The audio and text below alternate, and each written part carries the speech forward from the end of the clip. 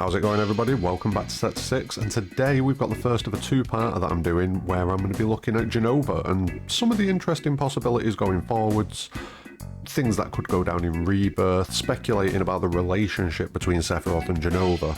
But today what we're going to be doing is we're going to be looking predominantly at the backstory of J.E.N.O.V.A and Jenova's influence on Gaia. Like I say, first of a two-parter, so let's get straight into it. Around 2,000 years prior to the story of Final Fantasy VII, a massive impact occurred on the northern continent of Gaia. The impact reshaped the landscape, leaving a giant scar that would become known as the North Crater. But it also brought another change to the planet, a being that would eventually become known as Jenova. After landing on Gaia, Jenova approached the natives of the planet, the Cetra, initially mimicking the forms of their loved ones and then infecting them with its genetic material. This caused the victims to mutate into abominations, who would then go out and attack others, expanding the reach of J.E.N.O.V.A across the planet and diminishing the Cetran race. In fact, it seems the bulk of the Cetra were killed off in these times. Eventually, a group of them defeated and sealed the Calamity from the Skies away in the North Crater. And after this, 2,000 years passed before J.E.N.O.V.A was rediscovered, this time by the scientists of the Shinra Electric Power Company. Yeah, those guys. Around 30 years before the events of Final Fantasy VII take place, a team led by a Shinra scientist, Professor Gast, found J.E.N.O.V.A in the North Crater.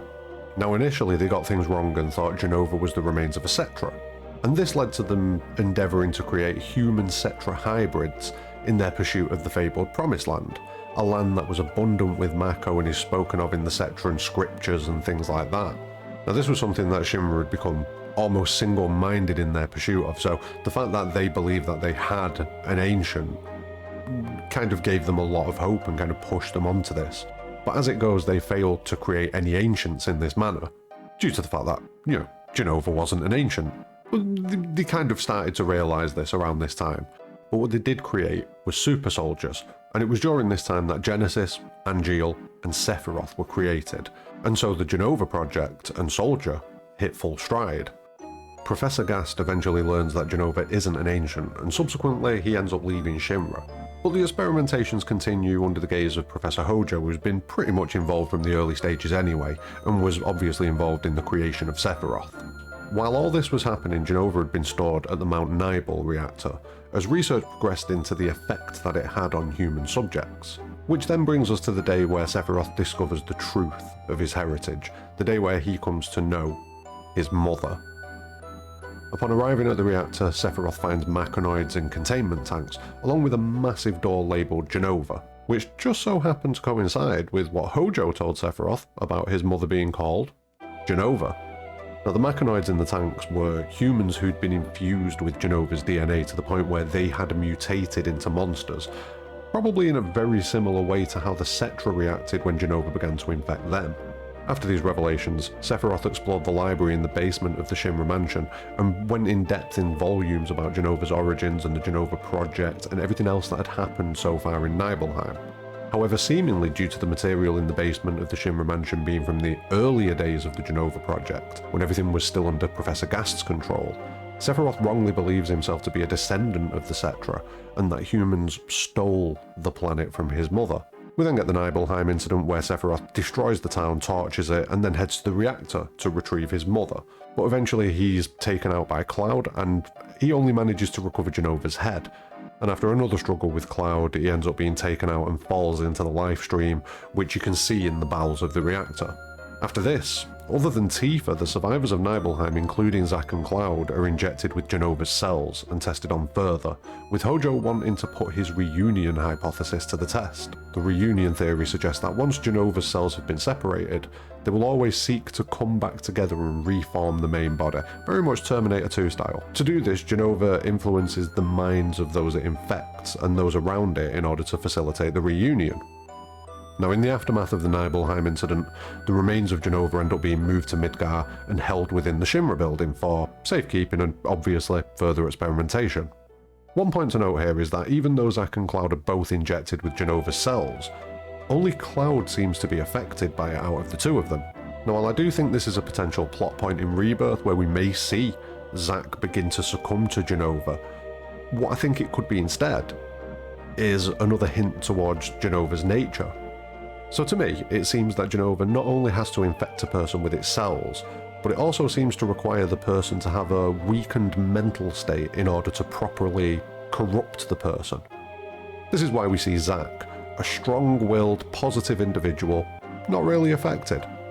But a broken man like Cloud, full of self-loathing, doubt, insecurity and things like that, is absolutely decimated by J.E.N.O.V.A's influence and is left in a vegetative state.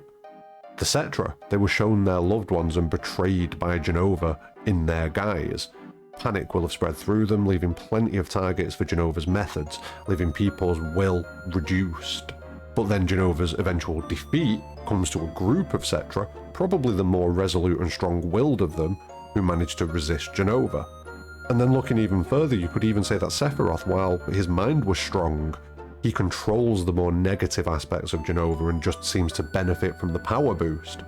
But once his worldview becomes shattered by the revelation of his creation, the corruption takes hold, twisting him into a vengeful man looking to destroy everything in the name of his mother. And even Cloud, when Tifa kind of helps Cloud piece together his memories in the livestream scene, Cloud then goes from a position of being mentally broken and weakened to having some strength and belief and at least some faith in who he is, and J.E.N.O.V.A's influence diminishes. It's a small tangent, but it's definitely something worth looking into, especially when we're going to talk about the interactions between J.E.N.O.V.A and Sephiroth, J.E.N.O.V.A and Cloud, things like that. And another small tangent that we could go on would be to scroll down the page and just hit that subscribe button. You know it makes sense. But anyway, moving on. The J.E.N.O.V.A cells within Sephiroth also make it so that he cannot be absorbed into the livestream, his will remaining separate while he takes in the knowledge around him. And it's at this stage that he learns the truth about everything. So rather than thinking that J.E.N.O.V.A is a Cetra like Shinra used to believe, he now learns that J.E.N.O.V.A is actually a foreign body to this planet, and learns the rest of the truth about the Cetra and the planet and past and everything like that.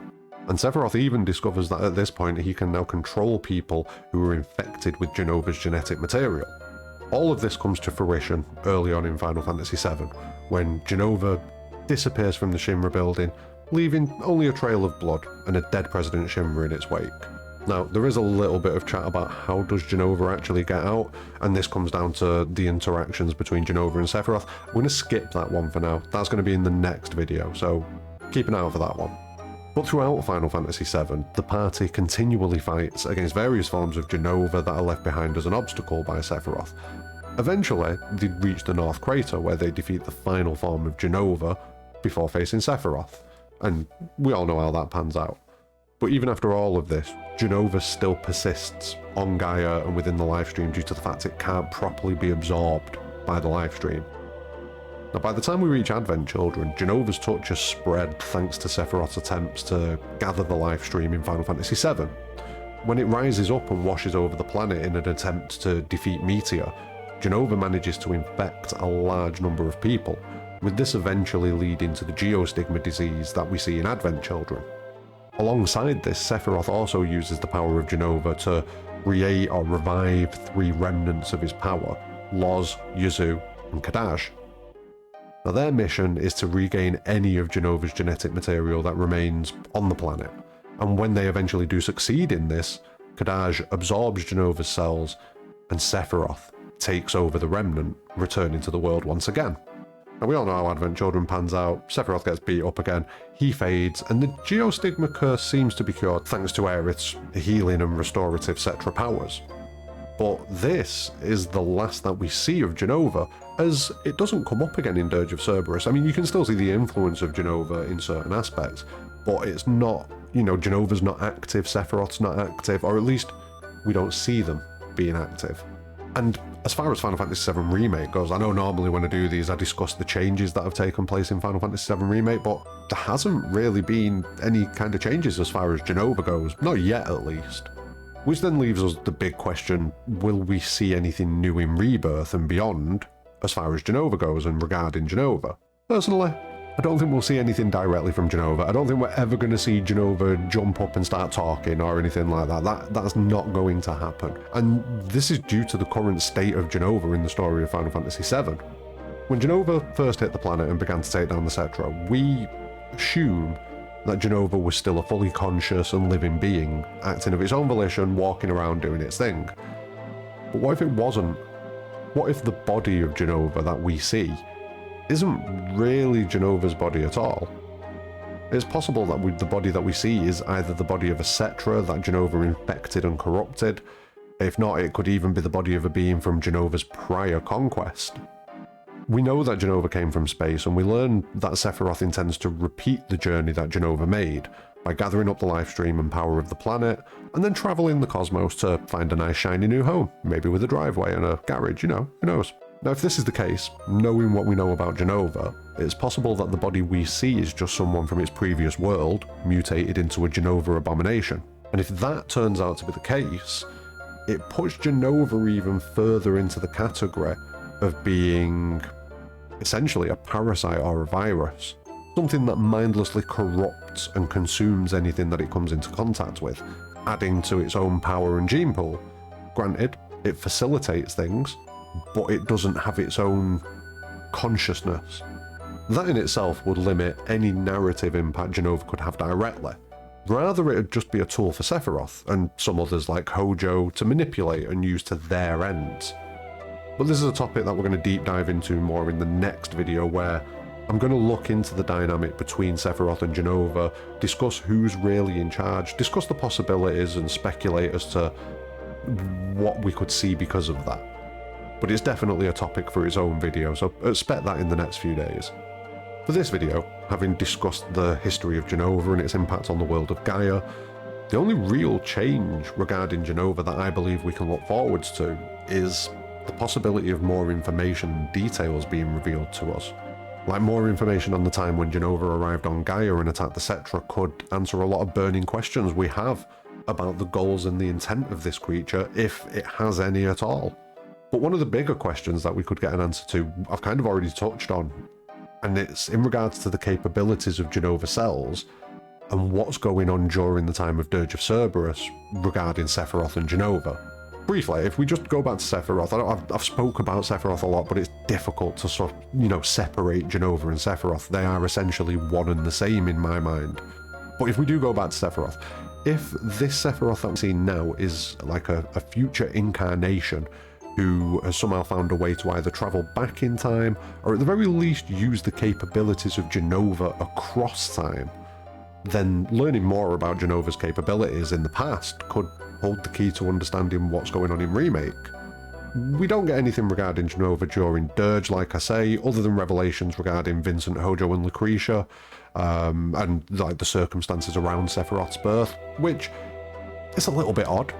So odd, in fact, that it suggests that Sephiroth and Jenova may even be gone entirely.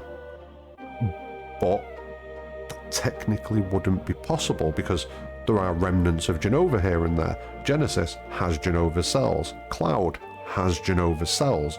So, can Jenova ever really be gone? And if that's the case, we can safely assume that Sephiroth still exists because he's kind of tethered to Cloud. And if that's the case, we can also assume that Jenova exists.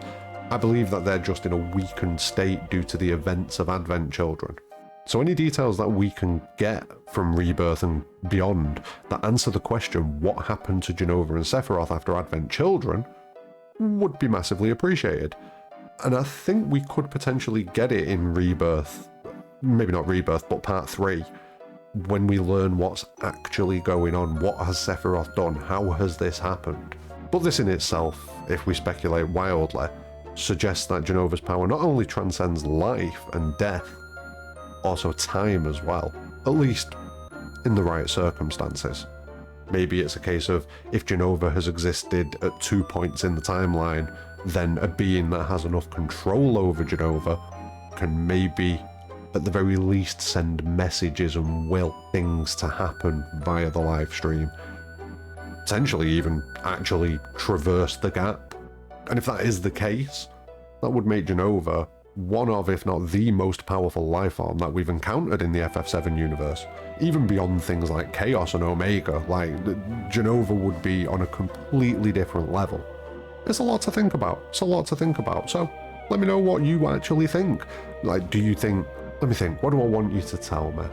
I mean, you can tell me anything you want, obviously, but what do you think the deal is with Jenova? Do you think Jenova is like a conscious, sentient life form at any point in the Final Fantasy VII story? Like, do you think when it lands and fights the Cetra, it's a conscious being, but then it dies and then we get what we get now? Or do you think it's always kind of been like a virus kind of situation? Just let me know what you think about what the deal is with Jenova, because if we can understand the powers of Jenova more, we can potentially understand what's going on in the future. But anyway, that's going to be the end of this video. Keep an eye out for the next one in the next few days, hopefully by weekend, if not over the weekend, where I'm going to discuss what the deal is between Jenova and Sephiroth, and, who do I think is in charge, essentially? Who's running the show? Is Jenova running the show? Is Sephiroth running the show? Is it kind of an equal partnership? What's the deal? What's going on there? So yeah, that's going to be the next video. But don't forget, hit the like button, subscribe for future content, and more importantly than anything, have a great day.